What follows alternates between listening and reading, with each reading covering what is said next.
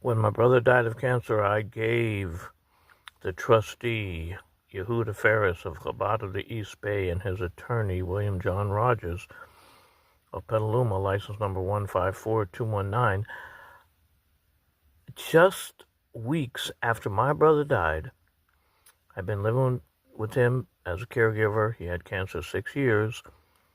I found $70,000 in cashier's checks in my brother's garbage in his closet in his house at 1810 Grant Street in Berkeley.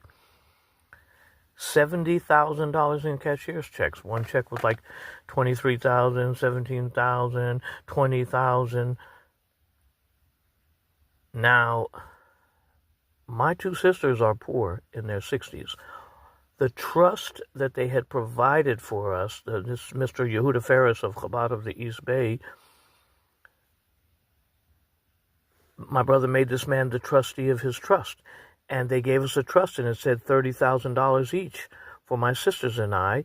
And if we didn't get it in 9 months, it would become a lien on his half of $2 million, 1810 Grant Street in Berkeley, at 10% interest a year. So $30,000. If we didn't get it in 9 months, it would become a lien on the property at 10% interest a year. This was 5 years ago. So when I found $70,000 in cash, he took all his money out of the bank 3 weeks before he died. All the checks were December 31st, 2019, and he passed away January 20th. So, like an idiot, my sister and I turned the checks over to Mr. Ferris and his attorney, William John Rogers, who wrote both of my brother's trusts. And now it's 5 years later.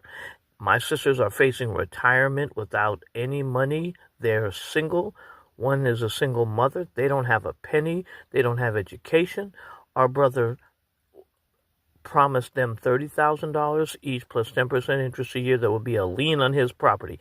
And 5 years later, Mr. Ferris of Chabad of the East Bay and his attorney, William John Rogers, have never paid us our share. Yeah, we got 3 checks for $700 5 years ago, but they pocketed that money.